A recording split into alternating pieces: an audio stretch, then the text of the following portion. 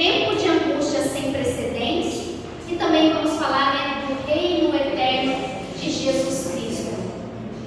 Então, para facilitar aí a nossa leitura e o nosso estudo, já deixe sua Bíblia aberta em Daniel capítulo 12, é o último capítulo de Daniel, e já deixa mais ou menos a sua mão aí próximo do Apocalipse, que nós vamos para Daniel, nós vamos para Apocalipse, e também vamos dar uma passadinha em Gênesis, Jeremias, mas principalmente Daniel e Apocalipse, tá bom?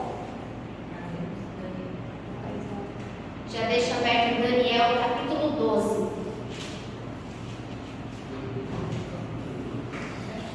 Então nós vamos falar sobre, primeiro tema, um tempo de angústia sem precedentes. Então, sabemos que antes do retorno de Jesus, antes da sua volta, haverá uma grande angústia, e essas provações Deus permite para transformar o caráter dos salvos. Então vai ter um período de grande provação para os salvos, para o remanescente. E Daniel fala a respeito disso. Abra sua Bíblia então em Daniel capítulo 12, verso 1. Daniel capítulo 12, versículo 1. Posso ler? Diz assim: nesse tempo se levantará Miguel, o grande príncipe, o defensor dos filhos do teu povo, e haverá o quê? Tempo de angústia, qual nunca houve, desde que houve nação até aquele tempo. Mas naquele tempo será salvo o teu povo, todo aquele que foi escrito aonde? Achado escrito no livro. Então, o próprio livro aqui de Daniel, capítulo 12, ele usa a expressão tempo de angústia. E traz aqui para nós uma revelação, né? Que vai ser algo que nunca aconteceu em nenhum tempo da história da humanidade. Tão grande vai ser essa angústia, sem precedentes. E ele coloca uma figura central aqui que nós estudamos sobre ela semana passada. Ele fala que se levantará quem? Lá no início do versículo. Miguel. Vamos ver se vocês aprenderam. Quem é Miguel? Jesus. Nós já estudamos, pegamos versos bíblicos, provando então que Miguel é Jesus. Então, nesse tempo, qual é esse tempo? Daniel fala que é o tempo do fim, o tempo que nós estamos vivendo. Então, no tempo do fim, vai se levantar Miguel, Jesus, para livrar o seu povo, e o seu povo passará por um período de grande angústia. Então, nós vamos estudar um pouquinho sobre isso. Então, nesse tempo se refere ao tempo do fim. E Jeremias, o profeta Jeremias, também descreve essa situação, e ela dá um pouquinho mais de detalhes. Abra aí em Jeremias, vai lá por meio da Bíblia, você vai encontrar Salmos, aí você vai indo. Depois de Isaías, você acha Jeremias. Jeremias capítulo 30.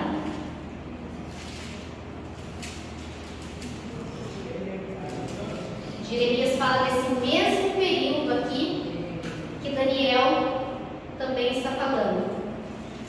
Jeremias capítulo 30, o verso é do 5 ao 7. Esperar todos acharem para que você possa acompanhar também. Alguém ajuda ali a Celina?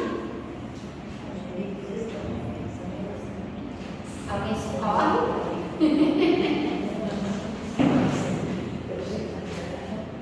Opa! Foi o do dele?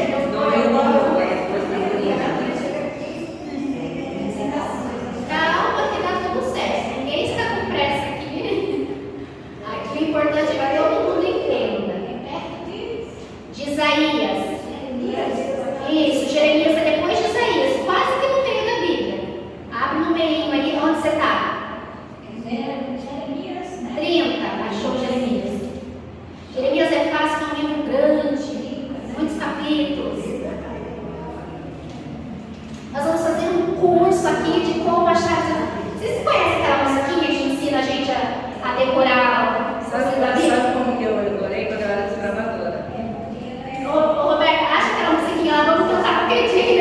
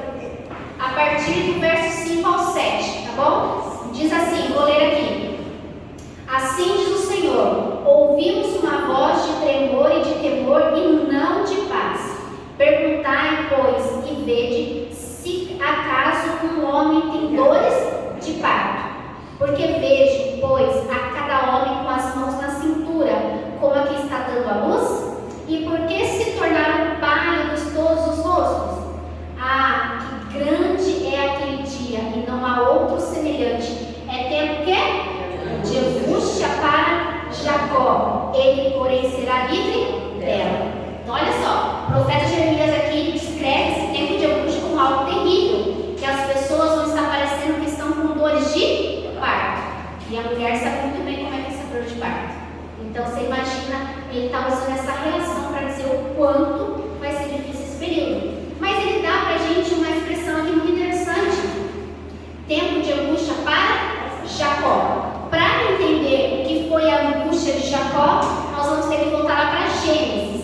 Gênesis é o primeiro livro da Bíblia, esse não tem erro, capítulo 32. Gênesis 32. Gênesis capítulo 32. Vamos entender qual foi a angústia que Jacó passou. Provavelmente você já ouviu muito falar a respeito disso.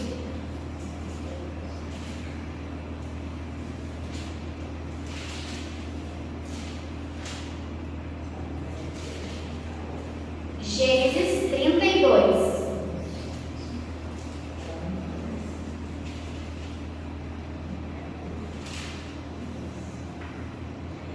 Só para contextualizar aqui, o que acontece? O que Jacó fez? Jacó engana seu pai, engana seu irmão, foge daqui, vai morar com seu tio, né? Com Labão, e ele então percebe o quão ruim é enganar, porque ele foi enganado várias vezes. Seu tio engana ele várias vezes, ele vai entender qual é a dor que sente uma pessoa enganada, né? E dado momento ele resolve voltar para a casa do seu pai. Só que na cabeça dele vinha, né? Como será que o meu irmão estava? Porque ele conhecia Esaú, conhecia como era o temperamento de Esaú, já imaginava, né? Que mesmo passado vários anos, seu irmão provavelmente, né? Não estava feliz e poderia se vingar dele. Acharam aí? Aqui, ó, achei. Gênesis 32, verso 6. Então, o que Jacó faz? Ele manda mensageiros, manda presentes, para ver se ele vai acalmando lá o terreno com a mão dele. Só que daí ele tem uma notícia. Olha o que diz o verso 6. Quem não conseguir achar, está aqui na tela também, tá? O Chuchu projetou aqui. Voltaram os mensageiros a Jacó, dizendo: fomos até o irmão Esaú. Também ele vem de caminho para se encontrar contigo. E o que Esaú está vindo sozinho? Não. 400 homens? Se fosse você, o que você ia pensar? Rascou. Para que queria trazer 400 homens? É porque quer me matar? Qualquer um pensaria nisso, não é? Então, imagina o que ele sentiu naquele momento. Já estava meio caminho com toda a sua família, as esposas, os filhos, os bens, os servos. Como é que ele ia voltar para trás? Esaú com certeza iria alcançá-lo, porque ele estava com criança, ia ter que ir mais devagar. Então, é a minha morte. Não tem mais para onde correr. E aí você conhece a história que ele luta então com um anjo, que é o próprio Jesus, né? E aí eu vou pedir para o Chuchu colocar aqui para mim a primeira imagem, que vai fazer um paralelo, tá? Da angústia de Jacó com a angústia que o remanescente vai ter no tempo do fim. E aí dá para a gente entender por que quando querem falar do tempo do fim, usa Jacó como exemplo. A gente vai entender que eles vão passar por coisas muito parecidas. Então vamos lá. Tempo de angústia, Gênesis capítulo 32, verso 6, que a gente viu aqui a angústia de Jacó. Jacó, ele foi ameaçado de morte por Esaú. Jacó lutou para conseguir o livramento. Satanás levou Esaú a marchar contra Jacó. Satanás se esforçou para impor sobre Jacó a impressão da culpa. Com certeza ele se sentiu, ele falou: se eu vou morrer, é porque eu sou culpado, fui eu que enganei. Jacó se apegou ao anjo e insistiu até prevalecer. Agora vamos ver o que vai acontecer com o remanescente no tempo do fim. E a gente vai ver esse paralelo, que as mesmas coisas que Jacó passou, também o remanescente no tempo do fim vai passar. É o 2.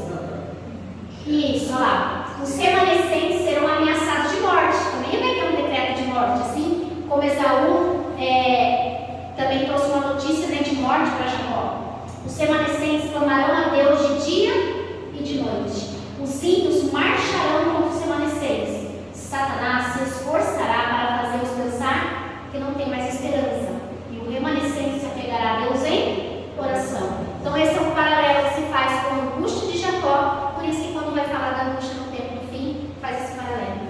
Que dá para perceber que é o mesmo sentimento. E com certeza, o pior dos sentimentos é a culpa.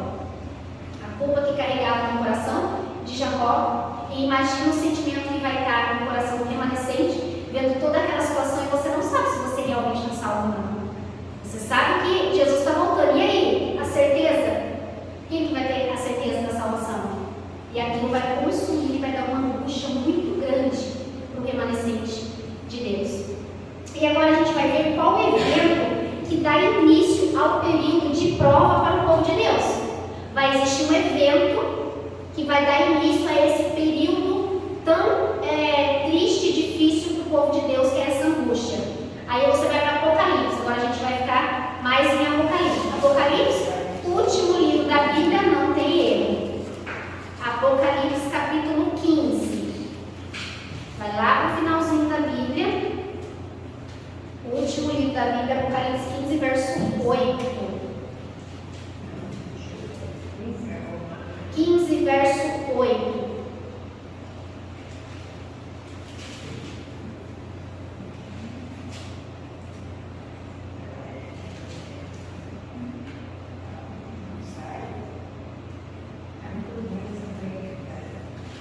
Algo vai acontecer antes desse tempo de angústia tão terrível.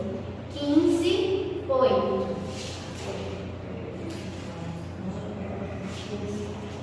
Pronto? Posso ler? O santuário se encheu de fumaça procedente da glória de Deus e do seu poder, e ninguém podia penetrar no santuário, enquanto não se cumprisse os 7 flagelos dos 7 anjos. Então, o que aconteceu naquele momento? Jesus deixa o santuário. Sabe que Jesus, neste momento, está intercedendo por nós no santuário celestial, né? Quando ele ascende aos céus, então ele mostra ali o seu sacrifício, que custou a vida dele, deu favor no seu, e ele passa a entrar no Santo dos Santos para interceder todos os dias, todos os momentos, por mim e por você. Mas vai existir um momento que Jesus vai deixar o santuário. Essa intercessão, ela vai terminar. E aqui diz então que quando isso acontece, as 7 últimas pragas são derramadas sobre a terra. E esse período, né, nós chamamos de fechamento da porta da graça. Essa expressão, ela não está na Bíblia desse jeito, fechamento da porta da graça. Mas o conceito está. Nós vamos ver 2 versos bíblicos que dão esse conceito. Por que a gente dá o nome de fechamento da porta da graça, tá bom? Aí é fácil de achar também. Você vai para o Novo Testamento, Mateus 25, 10. E depois nós vamos ver Lucas.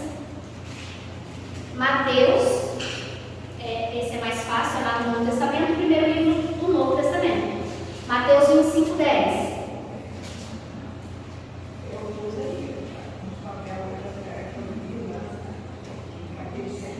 Aqui vai estar falando um pouquinho da parábola das 10 virgens, né? Que todo mundo conhece. Mateus 25, 10.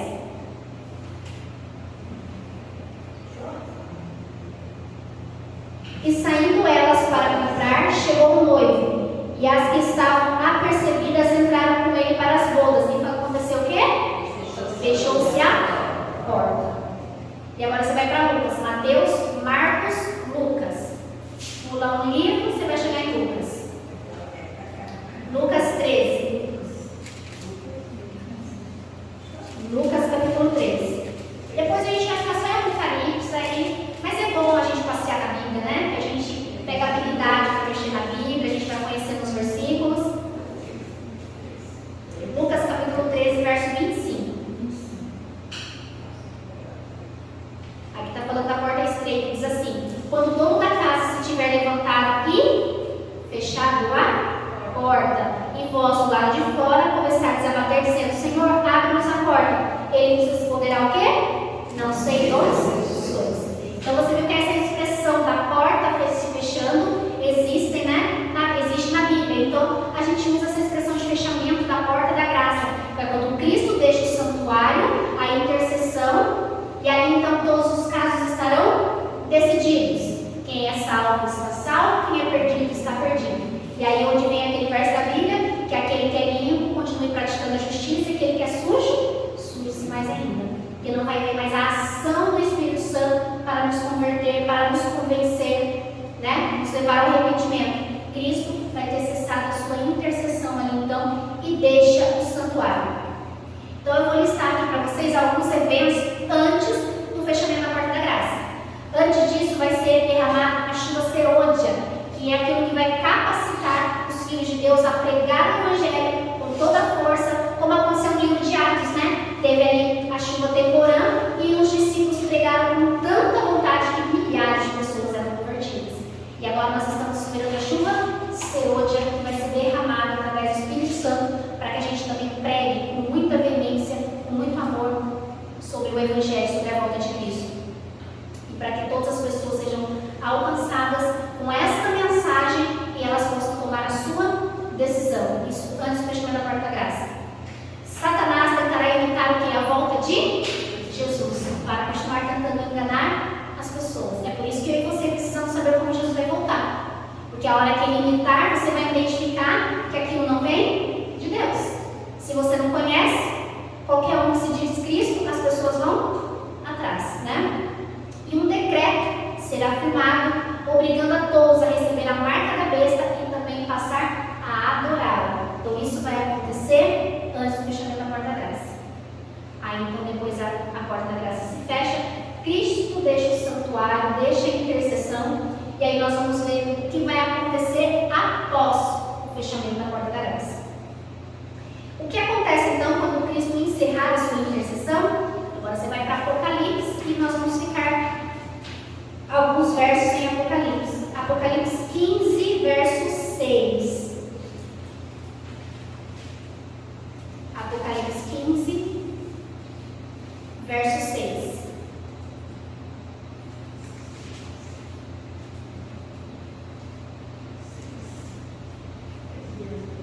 Aqui já é após o fechamento da porta da graça.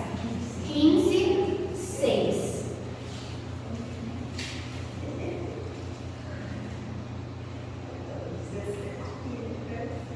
E os 7 anjos que tinham os 7 flagelos saíram do santuário, vestidos de linho puro e resplandecente, e cingidos ao peito com cintas de ouro. Agora você está no 15, olha para o 16, verso 1. Aí pertinho, 16, 1. Ouvi, vinda do santuário, uma grande voz dizendo aos 7 anjos: ide e derramai pela terra 7 taças da cólera de Deus, ou da ira de Deus.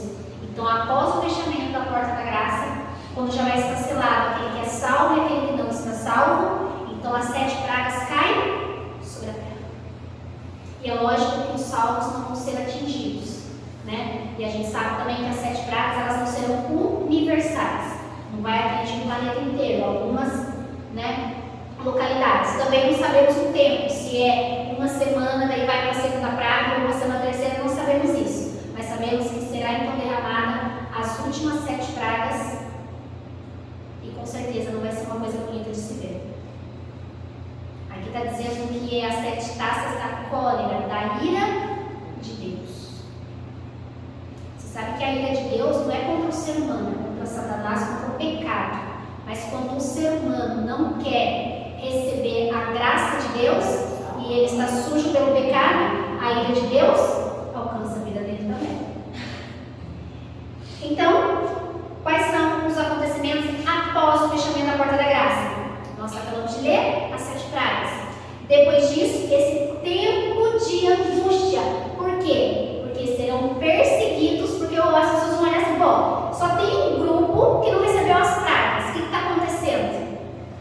Né? Esse grupo não quer adorar a besta, não quer adorar a sua imagem, não quer obedecer às suas ordens. Então vai existir esse período de perseguição, esse decreto de morte. Então vai haver angústia sem precedentes. E aí acontece o quê? A volta de Jesus. E logo após isso, a ressurreição dos salvos que estavam mortos, né? Que é a primeira ressurreição. Então, se inaugura um novo período, que é quando Jesus leva os salvos para o céu, e lá viveremos por 1000 anos, né? Um milênio. O que acontece depois dos 1000 anos? Os mortos perdidos vão ressuscitar, que é a segunda ressurreição, que é a ressurreição para a condenação, para a morte. Satanás é solto, porque aí ele vai ter que tentar, né? Porque os ímpios estarão ressuscitados.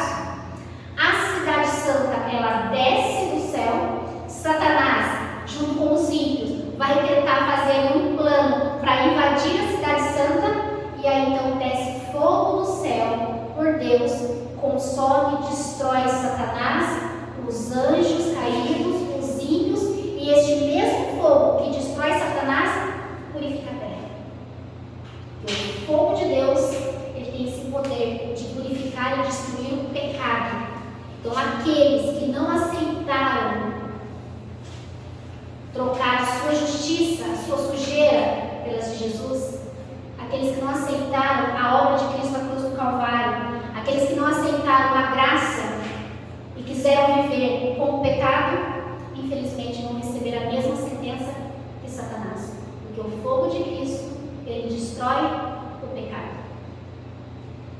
E nós, antes, eu falo nós, porque eu coloco que todos nós estaremos no céu, amém? Nós, antes de podermos encontrar com Cristo no céu, a Bíblia diz que nós teremos o nosso corpo transformado, para que o pecado saia, senão a gente também não consegue suportar a presença de Deus.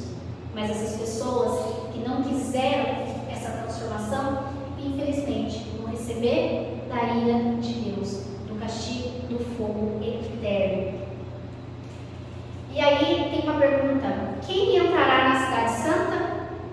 Quem está apto para entrar na Nova Jerusalém? Apocalipse 21, 27. 21, o último capítulo de Apocalipse.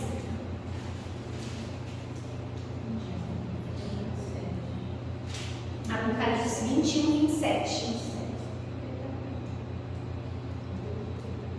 Nela nunca mais penetrará coisa contaminada, nem que pratica abominação e mentira, mas somente quem? Os inscritos no livro da vida do Cordeiro. Aqueles que aceitaram Cristo, o seu sacrifício, tiveram o seu nome escrito no livro da vida. Esses poderão entrar na cidade santa.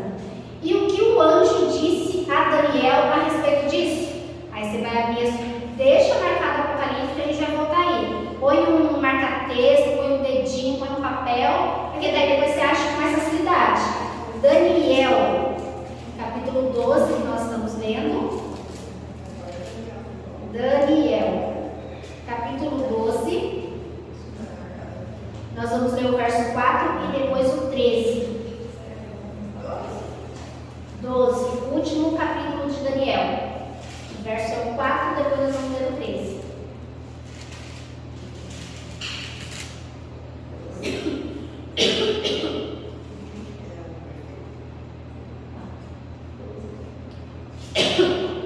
Daniel 12, 4 diz assim: Tu, porém, Daniel, encerra as palavras e sela o livro, até o tempo do fim. Muitos esquadrinharão e o saber se multiplicará. Está falando do tempo do fim, próximo ao nosso tempo aqui, que esse livro ia ser estudado, as pessoas iam ter curiosidade de estudar, o saber ia se multiplicar. Então, que Daniel deveria encerrar, fechar ali as profecias, que essas coisas iam acontecer, ia ser muito mais à frente, não era no tempo de Daniel.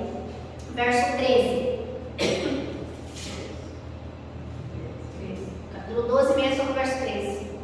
Tu, porém, segue teu caminho até o fim, pois descansará, ou seja, dormirás, né, no pó da terra, vai morrer, e aos fins dos dias te levantarás para receber a tua herança. Ou seja, assim que Jesus voltasse, Daniel também ressuscitaria para receber então a sua coroa de vida eterna.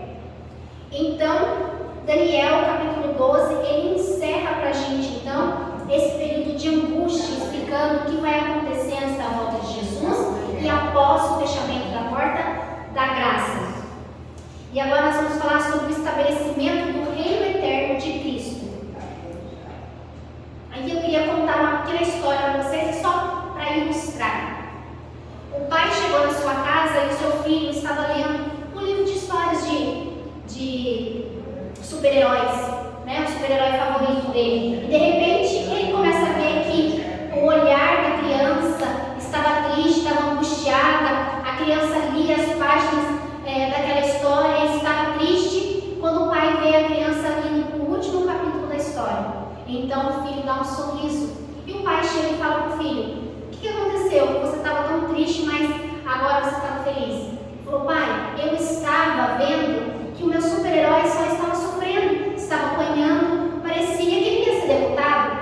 Então eu fui para a última página e na última página ele venceu. Então agora eu posso ler tranquilo, porque eu sei que no final ele vencerá. É a mesma coisa nas nossas vidas. Às vezes a gente acha que a gente está apanhando mais do que a gente devia, né? A gente olha para as situações, parece que você se levanta do ringue e leva um soco que você não vê nem da onde veio, e você cai de novo, você levanta, você olha para a humanidade, você desacredita no que você vê. E tem horas que a gente pensa que vai ser o fim.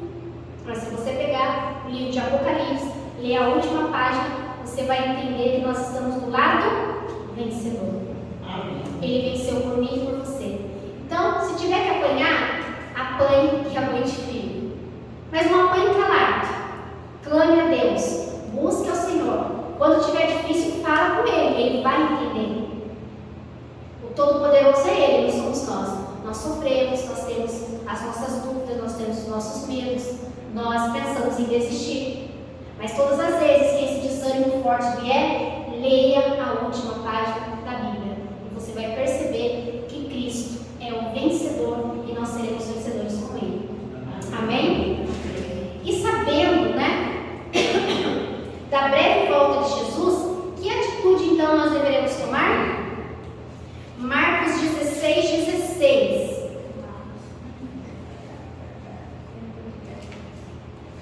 Marcos 16:16, segundo livro do Novo Testamento.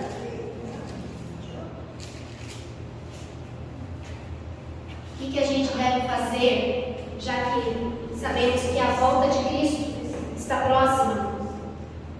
Marcos 16:16.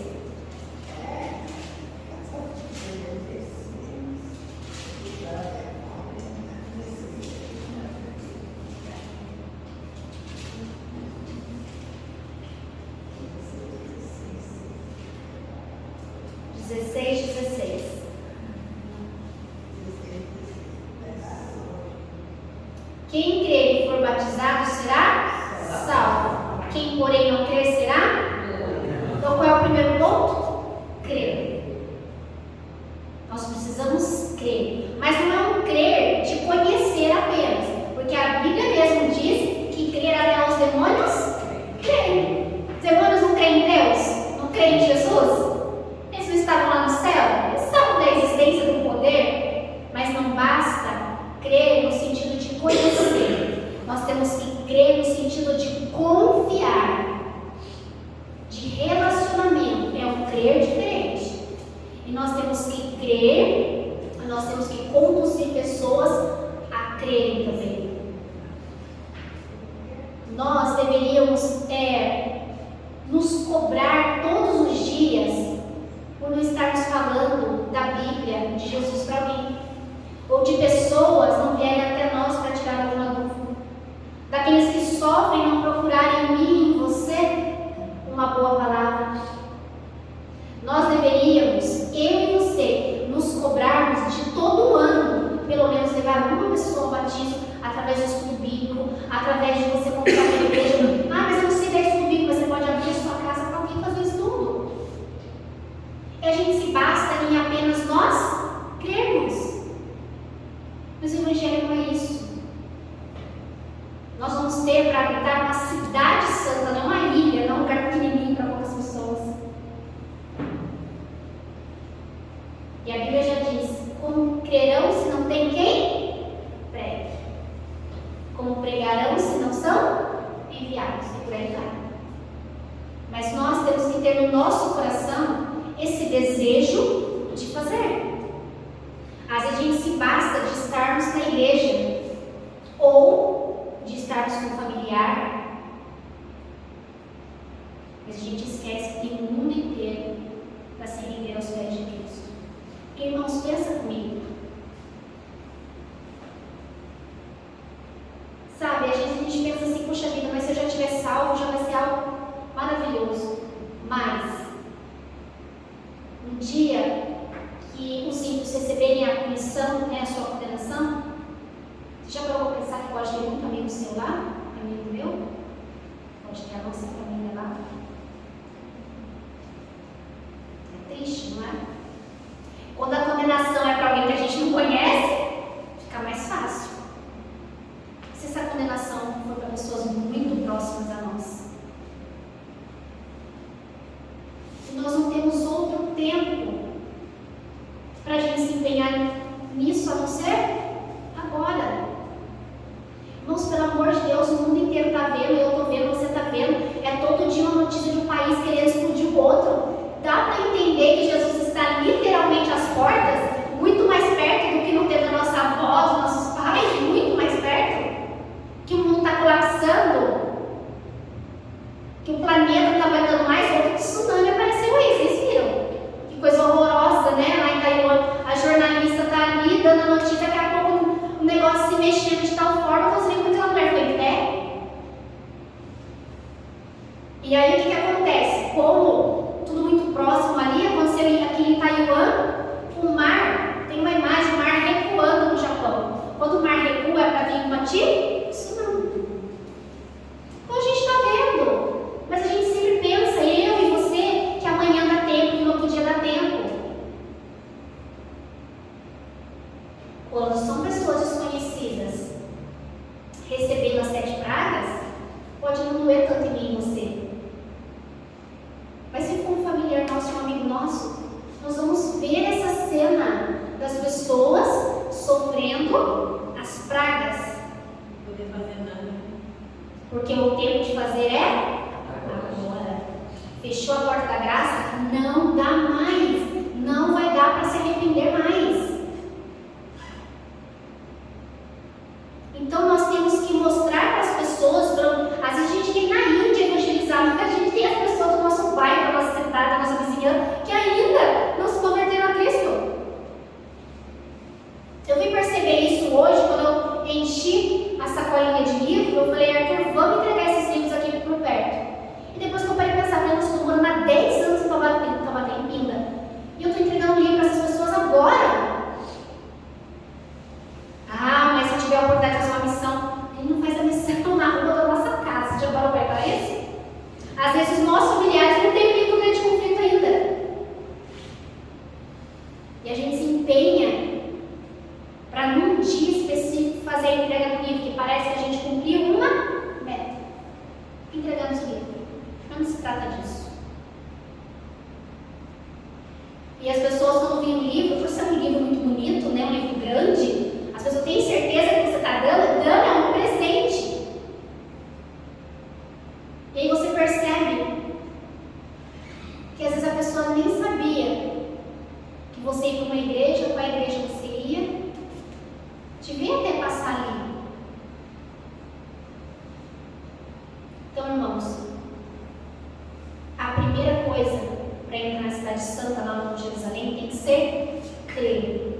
Mas não é um crer de saber. Hoje é difícil, pelo menos no Brasil, eu acho que você não vai achar ninguém que não saiba quem é Jesus, que não crê. Até o ateu, às vezes, tem mais conhecimento do que a gente. Ele não consegue contar a história toda de Jesus, mesmo não confiando em Jesus. Mas não é esse crer que a Bíblia fala. É um crer de confiar, é um crer de relacionamento, é um crer de querer fazer a missão. Porque Cristo deixou muitas coisas maravilhosas, muitas promessas.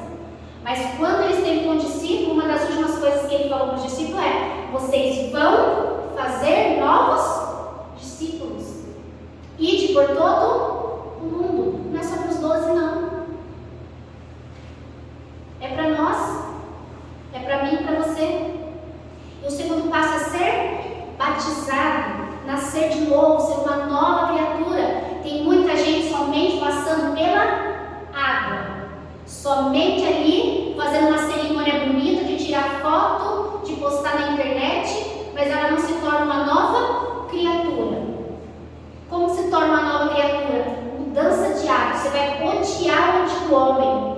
Você vai olhar para você e falar assim: eu odeio essas minhas atitudes, eu não quero ter elas mais. Eu quero ser uma nova pessoa. Às vezes a gente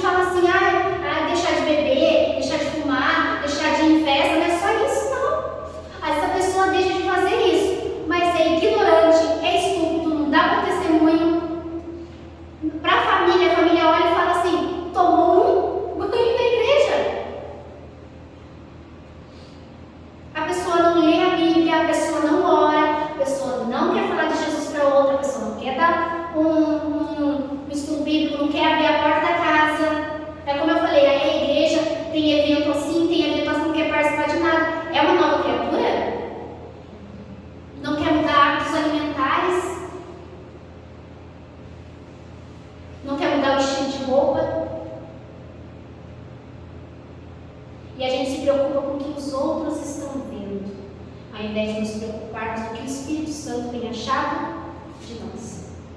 Irmãos, tomar banho todo mundo consegue. Agora, nascer de novo é uma outra história. Porque você vai ter que olhar para as suas atitudes e falar, são péssimas. E você vai ter que se arrepender delas. E o arrependimento não é uma coisa que você sente do nada. Ellen White fala que o verdadeiro arrependimento é aquilo que causa em você um mal-estar mesmo de você olhar e falar, eu não aceito mais isso, eu não quero mais isso. Não é eu sou tão arrependido de ter feito aquilo. Arrependimento tem que gerar uma contrição de coração. Isso é arrependimento. Ser batizado é muito mais que uma cerimônia onde reúne todo mundo, traz os familiares. É muito mais, é o seu dia a dia. É o que nós somos em Cristo todos os dias. É o que nós somos quando todo mundo vê e é o que nós somos quando ninguém mais está vendo, a não ser Jesus Cristo. E qual vai ser a recompensa dos salvos? Você está em Marcos? Volta um pouquinho em Mateus. É o último verso que nós vamos ter. Mateus 25, 34. Recompensa dos salvos. Mateus 25, 34.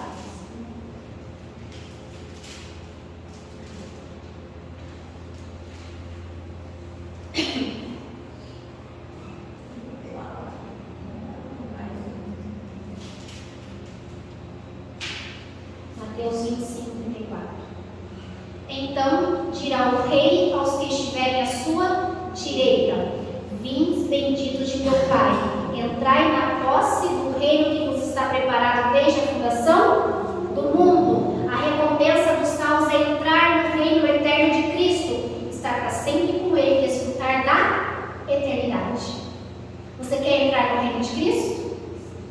Sim ou não? Sim. Quem quer? E isso nós temos que querer todos os dias, lutar todos os dias, carregar a nossa cruz todos os dias. Aceitar a Jesus todos os dias. Nos arrepender de verdade todos os dias. Quando a gente olha para nós e fala, não preciso mais de nenhuma mudança, alguma coisa está errada. Porque nós precisamos mudar todos os dias. Estamos longe de estarmos à semelhança de Deus. Muito longe. E é com as nossas escolhas difíceis que a gente escolhe estar ao lado de Cristo, é que uma manchinha do pecado vai apagando e vai vindo a luz de Cristo. Aí você passa por mais uma escolha difícil, mais uma manchinha do pecado se apagando, mais a luz de Cristo brilha em nós. A recompensa dos salvos é estar eternamente na presença de Deus. Nós estudamos na escola sabatina ontem que o desejo de Deus de Jesus é estar conosco por toda a eternidade. Nós deveríamos ter esse desejo todos os dias, de estar com Jesus, de olhar para esse mundo e falar, é só uma passagem, está acabando, meu lugar não é aqui, minha terra não é aqui, mas a terra que será purificada pelo fogo da presença do nosso Deus. Esse povo que purifica, que destrói o pecado e que torna a terra habitável para os salvos em Cristo Jesus. Amém? Esse foi então o nosso estudo de Daniel, terminando